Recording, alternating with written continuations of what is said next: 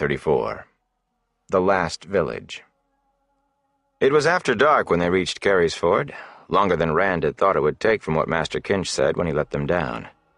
He wondered if his whole sense of time was getting skewed. Only 3 nights since Howell Goad and 4 Kings, 2 since Pater had surprised them in Market Sharon. Just a bare day since the nameless dark-friend woman tried to kill them in the stable of the Queen's man.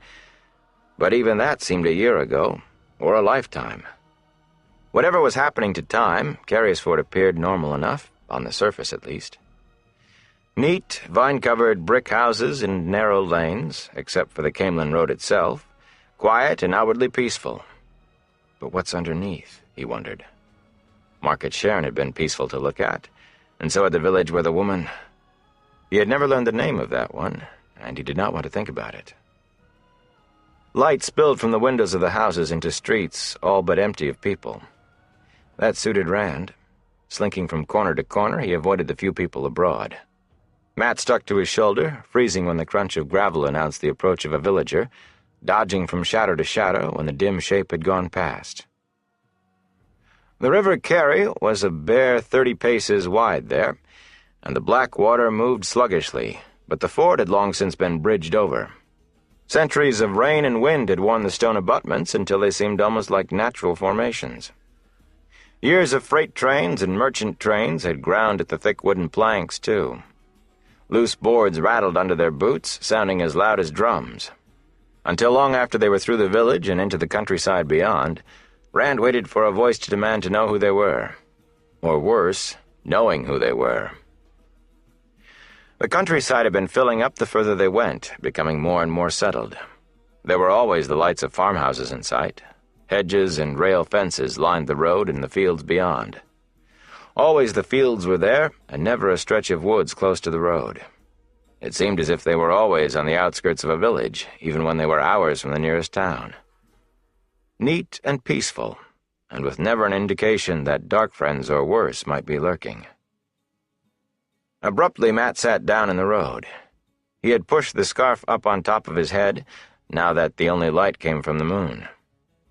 2 paces to the span, he muttered. 1,000 spans to the mile. 4 miles to the league. I'm not walking another 10 paces unless there's a place to sleep at the end of it. Something to eat wouldn't be amiss either. You haven't been hiding anything in your pockets, have you? An apple, maybe? I won't hold it against you if you have. You could at least look. Rand peered down the road both ways. They were the only things moving in the night. He glanced at Mat, who had pulled off one boot and was rubbing his foot. Or they had been. His own feet hurt, too. A tremor ran up his legs as if to tell him he had not yet regained as much strength as he thought. Dark mounds stood in a field just ahead of them. Haystacks diminished by winter feeding, but still haystacks. He nudged Mat with his toe. We'll sleep there. Haystacks again. Mat sighed, but he tugged on his boot and got up. The wind was rising, the night chill growing deeper. They climbed over the smooth poles of the fence and quickly were burrowing into the hay. The tarp that kept the rain off the hay cut the wind, too. Rand twisted around in the hollow he had made until he found a comfortable position. Hay still managed to poke at him through his clothes, but he had learned to put up with that. He tried counting the haystacks he had slept in since Whitebridge. Heroes in the stories never had to sleep in haystacks or under hedges, but it was not easy to pretend anymore that he was a hero in a story, even for a little while. With a sigh, he pulled his collar up in the hopes of keeping hay from getting down his back. Rand, Mat said softly.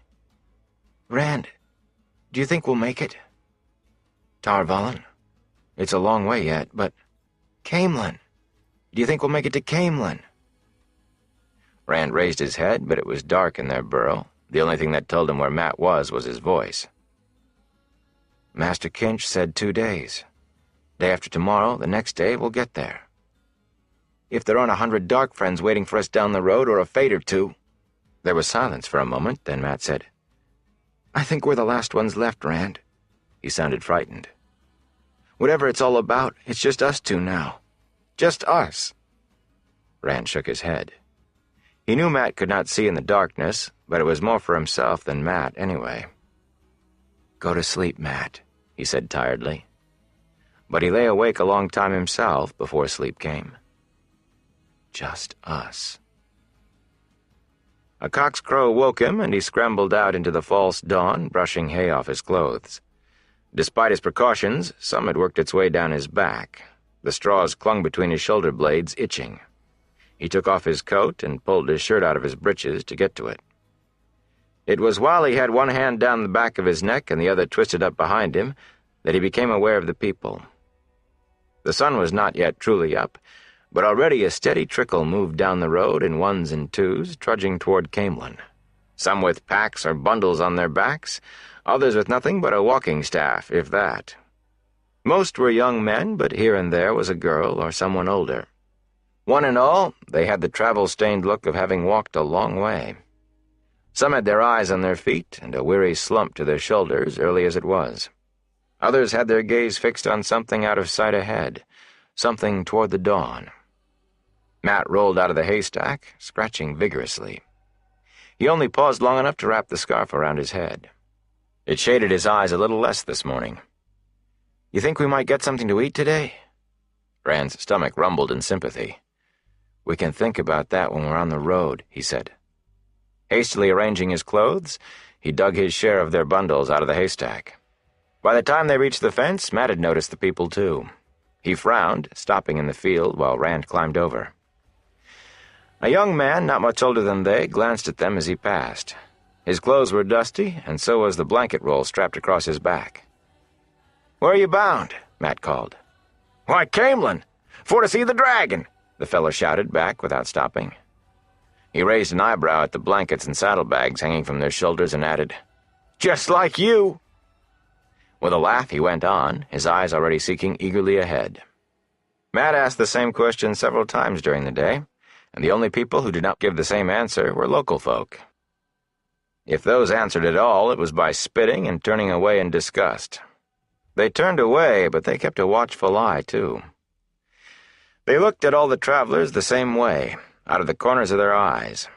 Their faces said strangers might get up to anything if not watched. People who lived in the area were not only wary of the strangers, they seemed more than a little put out. Just enough people were on the road, scattered out just enough, that when farmers' carts and wagons appeared with the sun peeking over the horizon, even their usually slow pace was halved. None of them was in any mood to give a ride. A sour grimace and maybe a curse for the work they were missing were more likely. The merchants' wagons rolled by with little hindrance beyond shaken fists, whether they were going toward Caemlyn or away from it. When the first merchant's train appeared early on in the morning, coming at a stiff trot with the sun barely above the horizon behind the wagons, Rand stepped out of the road. They gave no sign of slowing for anything, and he saw other folks scrambling out of the way. He moved all the way over onto the verge, but kept walking. A flicker of motion as the first wagon rumbled close was all the warning he had. He went sprawling on the ground as the wagon driver's whip cracked in the air where his head had been. From where he lay, he met the driver's eyes as the wagon rolled by. Hard eyes above a mouth in a tight grimace. Not a care that he might have drawn blood or taken an eye. "Light blind you!" Matt shouted after the wagon. "You can't—" A mounted guard caught him on the shoulder with the butt of his spear, knocking him down atop Rand. "Out of the way, you dirty dark friend," the guard growled without slowing. After that, they kept their distance from the wagons. There were certainly enough of them. The rattle and clatter of one hardly faded before another could be heard coming. Guards and drivers, they all stared at the travelers heading for Caemlyn as if seeing dirt walk. Once Rand misjudged a driver's whip, just by the length of the tip. Clapping his hand to the shallow gash over his eyebrow, he swallowed hard to keep from vomiting at how close it had come to his eye. The driver smirked at him. With his other hand, he grabbed Matt to stop him knocking an arrow. "Let it go," he said. He jerked his head at the guards riding alongside the wagons. Some of them were laughing. Others gave Matt's bow a hard eye. "If we're lucky, they just beat us with their spears. If we're lucky." Matt grunted sourly, but he let Rand pull him on down the road. Twice squadrons of the Queen's Guards came trotting down the road, streamers on their lances fluttering in the wind. Some of the farmers hailed them, wanting something done about the strangers, and the guards always paused patiently to listen. Near midday, Rand stopped to listen to one such conversation. Behind the bars of his helmet, the guard captain's mouth was a tight line. "If one of them steals something or trespasses on your land," he growled at the lanky farmer, frowning beside his stirrup, "I'll haul him before a magistrate. But they break no Queen's law by walking on the Queen's highway." "But they're all over the place," the farmer protested. "Who knows who they are, or what they are? All this talk about the dragon. Light man, you only have a handful here. Caemlyn's walls are bulging with them, and more coming every day." The captain's scowl deepened as he caught sight of Rand and Mat standing in the road nearby. He gestured down the road with a steel-backed gauntlet. "Get on with you, or I'll have you in for blocking traffic." His voice was no rougher with them than with the farmer, but they moved on. The captain's eyes followed them for a time. Rand could feel them on his back. He suspected the guards had little patience left with the wanderers and no sympathy for a hungry thief. He decided to stop Mat if he suggested stealing eggs again. Still, there was a good side to all the wagons and people on the road, especially all the young men heading for Caemlyn. For any dark friends hunting them, it would be like trying to pick out two particular pigeons in a flock. If the murderer on winter night had not known exactly who it was after, maybe its fellow would do no better here.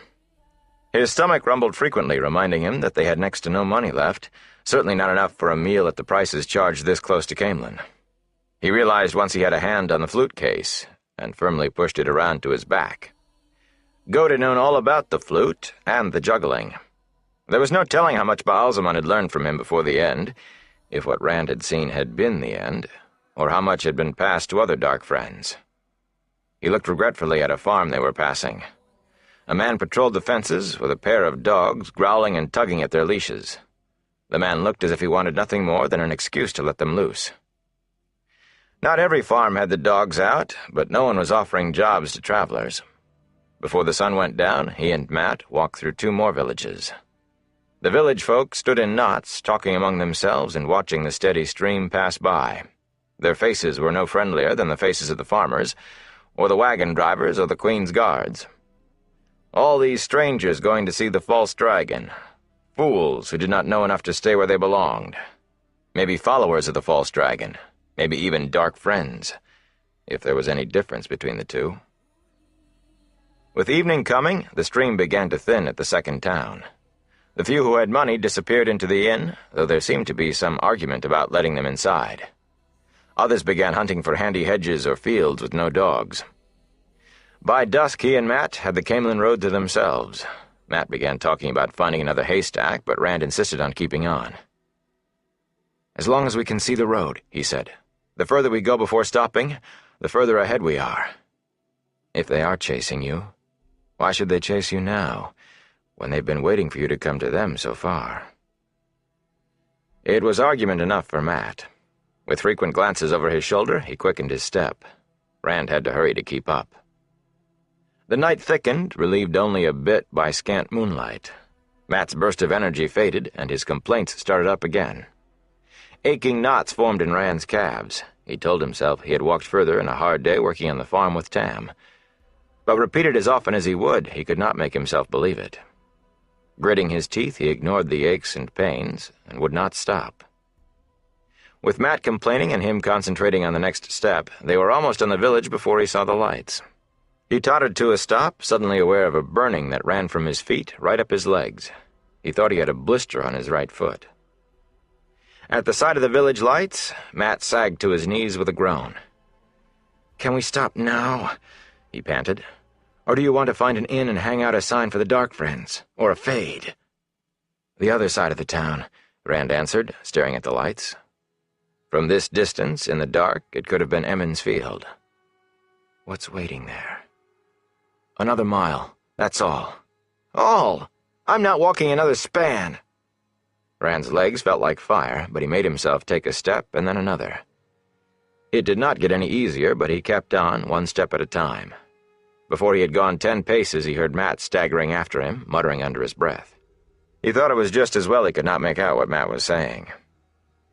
It was late enough for the streets of the village to be empty, though most houses had a light in at least one window. The inn in the middle of town was brightly lit, surrounded by a golden pool that pushed back the darkness. Music and laughter, dimmed by thick walls, drifted from the building. The sign over the door creaked in the wind. At the near end of the inn, a cart and horse stood in the Caemlyn road with a man checking the harness. 2 men stood at the far end of the building on the very edge of the light. Rand stopped in the shadows beside a house that stood dark. He was too tired to hunt through the lanes for a way around. A minute resting could not hurt. Just a minute. Just until the men went away. Matt slumped against the wall with a grateful sigh, leaning back as if he meant to go to sleep right there. Something about the 2 men at the rim of the shadows made Rand uneasy. He could not put a finger on anything, at first, but he realized the man at the cart felt the same way about them. He reached the end of the strap he was checking, adjusted the bit in the horse's mouth, then went back and started over from the beginning again. He kept his head down the whole while, his eyes on what he was doing and away from the other men. It could have been that he simply was not aware of them, though they were less than 50 feet off. Except for the stiff way he moved and the way he sometimes turned awkwardly in what he was doing, so he would not be looking toward them. One of the men in the shadows was only a black shape, but the other stood more into the light, with his back to Rand. Even so, it was plain he was not overjoyed at the conversation he was having. He wrung his hands and kept his eyes on the ground, jerking his head in a nod now and then at something the other had said. Rand could not hear anything, but he got the impression that the man in the shadows was doing all the talking. The nervous man just listened and nodded and wrung his hands anxiously. Eventually, the one who was wrapped in darkness turned away, and the nervous fellow started back into the light. Despite the chill, he was mopping his face with a long apron he wore, as if he were drenched in sweat. Skin prickling, Rand watched the shape moving off in the night. He did not know why, but his uneasiness seemed to follow that one, a vague tingling in the back of his neck and the hair stirring on his arms, as if he had suddenly realized something was sneaking up on him. With a quick shake of his head, he rubbed his arms briskly. "Getting as foolish as Matt, aren't you?" At that moment, the form slipped by the edge of the light from a window, just on the brink of it, and Rand's skin crawled. The inn sign went scree, scree, scree in the wind, but the dark cloak never stirred. "Fade," he whispered, and Matt jerked to his feet as if he had shouted. "What?" He clamped a hand over Matt's mouth. "Softly." The dark shape was lost in the darkness. Where? "It's gone now, I think. I hope." He took his hand away. The only sound Matt made was a long, indrawn breath. The nervous man was almost to the inn door. He stopped and smoothed down his apron, visibly composing himself before he went inside. "Strange friends you've got, Raymond Holdwyn," the man by the cart said suddenly. It was an old man's voice, but strong. The speaker straightened, shaking his head. "Strange friends in the dark for an innkeeper." The nervous man jumped when the other spoke, looking around as if he had not seen the cart and the other man until right then. He drew a deep breath and gathered himself, then asked sharply, "And what do you mean by that, Almond Bunt?" "Just what I said, Holdwyn. Strange friends. He's not from around here, is he? Lot of odd folk coming through the last few weeks. Awful lot of odd folk." "You're a fine one to talk." Holdwyn cocked an eye at the man by the cart. "I know a lot of men, even men from Caemlyn. Not like you, cooped up alone out on that farm of yours." He paused, then went on as if he thought he had to explain further. "He's from 4 Kings, looking for a couple of thieves. Young men. They stole a heron-marked sword from him." Rand's breath had caught at the mention of 4 Kings. At the mention of the sword, he glanced at Matt. His friend had his back pressed hard against the wall and was staring into the darkness with eyes so wide they seemed to be all whites. Rand wanted to stare into the night, too. The half-men could be anywhere. But his eyes went back to the 2 men in front of the inn. "A heron-marked sword," Bunt exclaimed. "No wonder he wants it back." Holdwyn nodded. "Yes, and them too. My friend's a rich man, a merchant, and they've been stirring up trouble with the men who work for him, telling wild stories and getting people upset. They're dark friends, and followers of Loghain, too." Dark friends and followers of the false dragon. And telling wild stories, too. Getting up to a lot for young fellas. You did say they were young." There was a sudden note of amusement in Bunt's voice, but the innkeeper did not seem to notice. "Yes, not yet 20. There's a reward. 100 crowns in gold for the two of them." Holdwyn hesitated, then added, "They've sly tongues, these two. The light knows what kind of tales they'll tell, trying to turn people against one another. And dangerous, too, even if they don't look it. Vicious. Best you stay clear if you think you see 'em. 2 young men, one with a sword, and both looking over their shoulders. If they're the right ones, my friend will pick them up once they're located.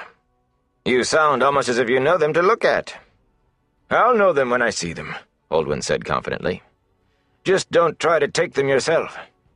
No need for anyone to get hurt. Come tell me if you see them. My friend will deal with them. 100 crowns for the 2, but he wants the pair." 100 crowns for the 2, Bunt mused. "How much for this sword he wants so bad?" Abruptly, Holdwyn appeared to realize the other man was making fun of him. "I don't know why I'm telling you," he snapped. "You're still fixed on that fool plan of yours, I see." "Not such a fool plan," Bunt replied placidly.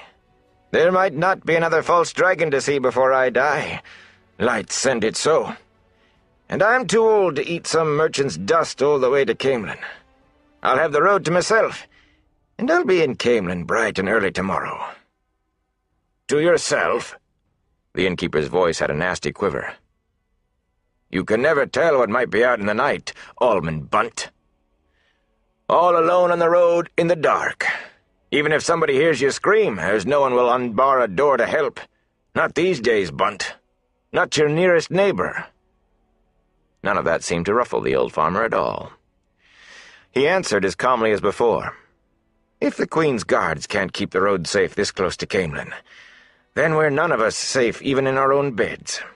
If you ask me, one thing the guards could do to make sure the roads are safe would be clap that friend of yours in irons. Sneaking around in the dark, afraid to let anybody get a look at him. Can't tell me he's not up to no good."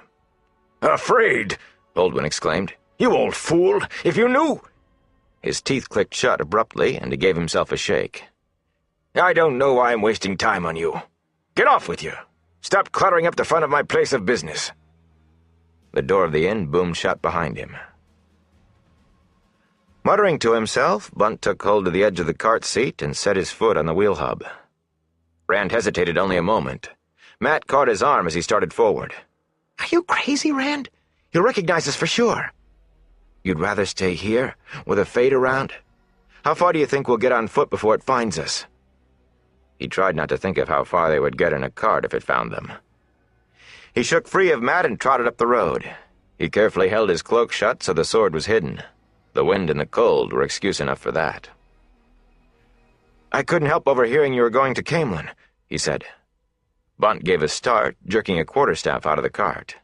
His leathery face was a mass of wrinkles, and half his teeth were gone, but his gnarled hands held the staff steady. After a minute, he lowered one end of the staff to the ground and leaned on it. "So you two are going to Caemlyn. To see the dragon, eh?" Rand did not realize that Matt had followed him. Matt was keeping well back, though, out of the light, watching the inn and the old farmer with as much suspicion as he was the knight. "The false dragon," Rand said with emphasis. Bunt nodded. Of course. He threw a sideways look at the inn, then abruptly shoved his staff back under the cart seat. "Well, if you want to ride, get in. I've wasted enough time." He was already climbing to the seat. Rand clambered over the back as the farmer flicked the reins. Matt ran to catch up as the cart started off. Rand caught his arms and pulled him aboard. The village faded quickly into the night at the pace Bunt set. Rand lay back on the bare boards, fighting the lulling creak of the wheels. Matt stifled his yawns with a fist, warily staring into the countryside. Darkness weighed heavily on the fields and farms, dotted with the lights of farmhouses. The lights seemed distant, seemed to struggle vainly against the night. An owl called, a mourner's cry, and the wind moaned like lost souls in the shadow. It could be out there anywhere, Rand thought. Bunt seemed to feel the oppression of the night, too, for he suddenly spoke up. "You two ever been to Caemlyn before?" He gave a little chuckle. "Don't suppose you have? Well, wait till you see it. The greatest city in the world. Oh, I've heard all about Ilion and Ibudar and Tyr and all. There's always some fool thinks a thing is bigger and better just because it's off somewheres over the horizon. But for my money, Caemlyn is the grandest there is. Couldn't be grander. No, it couldn't. Unless maybe Queen Morghese, the Light Illuminer, got rid of that witch from Tar Valon." Rand was lying back with his head pillowed on his blanket roll atop the bundle of Tom's cloak, watching the night drift by, letting the farmer's words wash by him. A human voice kept the darkness at bay and muted the mournful wind. He twisted around to look up at the dark mass of Bunt's back. "You mean an Aes Sedai?" "What else would I mean? Sitting there in the palace like a spider. I'm a good Queen's man, never say I'm not, but it just isn't right. I'm not one of those saying Elida's got too much influence over the Queen. Not me. And as for the fools who claim Elida's really the Queen in all but name," he spat into the night, "that's for them. Morghese is no puppet to dance for any Tar Valon witch." Another Aes Sedai. When Moraine got to Caemlyn, she might well go to a sister Aes Sedai. If the worst happened, this Elida might help them reach Tar Valon. He looked at Matt, and just as if he had spoken aloud, Matt shook his head. He could not see Matt's face, but he knew it was fixed in denial. Bunt went right on talking, flicking the reins whenever his horse slowed, but otherwise letting his hands rest on his knees. "I'm a good Queen's man, like I said, but even fools say something worthwhile now and again. Even a blind pig finds an acorn sometimes. There's got to be some changes. This weather, the crops failing, cows drying up, calves and lambs born dead, or with two heads. Bloody ravens don't even wait for things to die. People are scared. They want somebody to blame. Dragons' fang turning up on people's doors, things creeping about in the night, barns getting burned, fellas around like that friend of Holdwyn, scaring people. The Queen's got to do something before it's too late. You see that, don't you?" Rand made a non-committal sound. It sounded as if they had been even luckier than he had thought to find this old man in his cart. They might not have gotten further than that last village if they had waited for daylight. Things creeping about in the night. He lifted up to look over the side of the cart at the darkness. Shadows and shapes seemed to writhe in the black. He dropped back before his imagination convinced him there was something there. Bunt took it for agreement. "Right. I'm a good Queen's man, and I'll stand against any who try to harm her. But I'm right. You take the Lady Elaine and the Lord Gawain now. There's a change won't harm anything, and might do some good. Sure, I know we've always done it that way in Andor. Send the daughter heir off to Tar Valon to study with the Aes Sedai, and the eldest son off to study with the Warders. I believe in tradition, I do. But look what it got us last time. Luke dead in the Blight before he was ever anointed first Prince of the Sword, and Tigraine vanished, run off or dead, when it came time for her to take the throne. Still troubling us, that. There's some saying she's still alive, you know, that Morghese isn't the rightful queen. Bloody fools. I remember what happened. Remember like it was yesterday. No daughter heir to take the throne when the old queen died, and every house in Andor scheming and fighting for the right, and Tarangel Damodred. You wouldn't have thought he'd lost his wife, him hot to figure which house would win so he could marry again and become prince consort after all. Well, he managed it, though why Morghese chose... no man knows the mind of a woman, and a queen is twice a woman, wed to a man, wed to the land. He got what he wanted anyway, if not the way he wanted it. Brought Kyrian into the plotting before he was done, and you know how that ended. The tree chopped down and black-veiled Aiel coming over the dragon wall. Well, he got himself decently killed after he'd fathered Elaine and Gawain, so there's an end to it, I suppose. But why send them to Tar Valon? It's time men didn't think of the throne of Andor and Aes Sedai in the same thought anymore.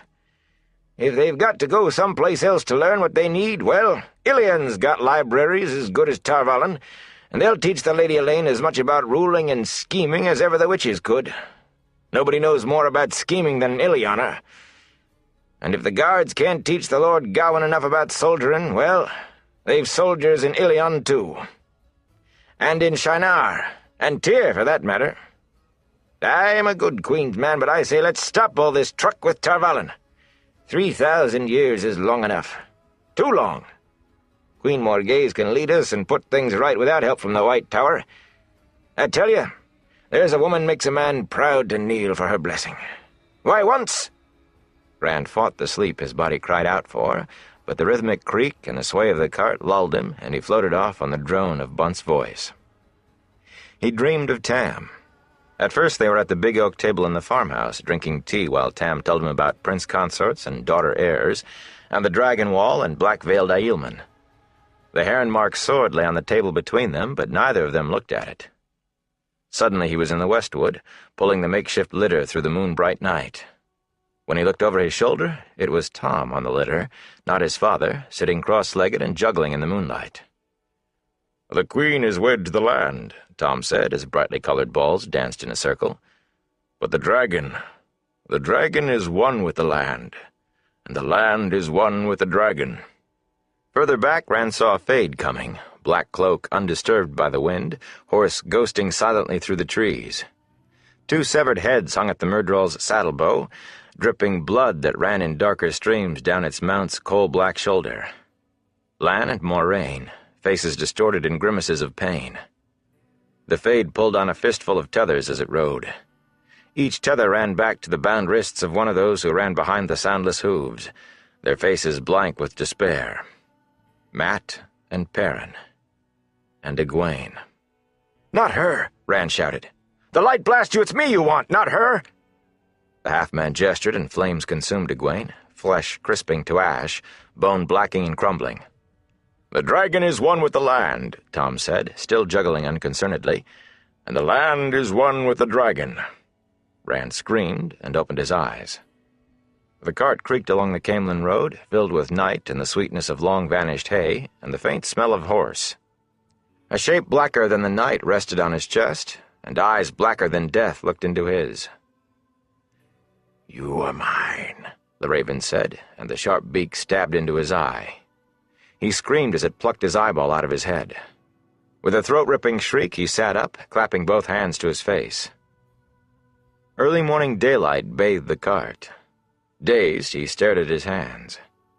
No blood, no pain. The rest of the dream was already fading, but that... Gingerly he felt his face and shuddered. "At least," Mat yawned, cracking his jaws, "at least you got some sleep." There was little sympathy in his bleary eyes. He was huddled under his cloak, with his blanket roll doubled up beneath his head. He talked all bloody night. "You all the way awake?" Bunt said from the driver's seat. "Gave me a start, you did, yelling like that. Well, we're there."